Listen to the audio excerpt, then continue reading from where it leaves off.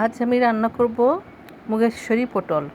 এর জন্য আমি হাফ কাপ মুগের ডাল নিয়ে ভেজে ভালো করে ধুয়ে পরিষ্কার করে নিয়েছি।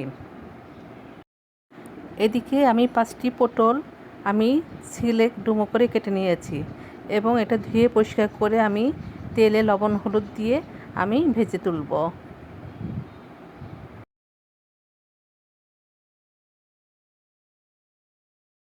পটলগুলো আমার হালকা করে ভেজে নেওয়া হয়েছে, এখন আমি তুলে ফেলবো।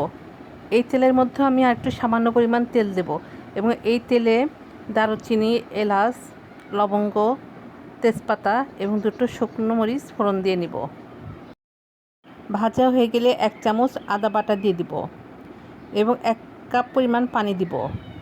এই পানি দিব গুঁড়া মশলাগুলো দেওয়ার জন্য। এর ভিতরে আমি দিয়ে দিব হাফ চা চামচ হলুদ গুঁড়া, হাফ চা চামচ মরিচ গুঁড়া, হাফ চা চামচ ধনিয়া গুঁড়া, হাফ চা চামচ জিরা গুঁড়া এবং স্বাদ মতো লবণ দিয়ে আমি মশলাটা ভালো করে কষিয়ে নেব। মশলা আমার কষানো হয়ে গিয়েছে, এখন আমার ভাজা ধুয়ে রাখা যে মুগ ডাল ছিল সেটা দিয়ে দিব এবং আরও 1 কাপ পানি দিয়ে আমি এই ডালটাকে ভালো করে কষিয়ে নেব।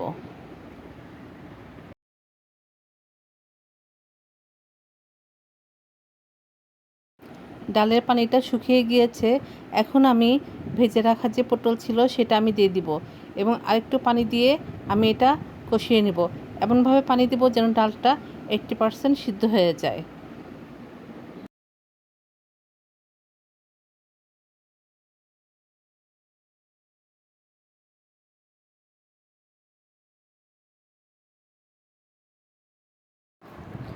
ডালের পানিটা শুকিয়ে এসেছে এবং আমার মুগ ডালটা প্রায় 80% সিদ্ধ হয়ে গিয়েছে।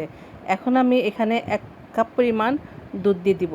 দুধ দিয়ে আমি এই মুগ ডালটাকে রান্না করব।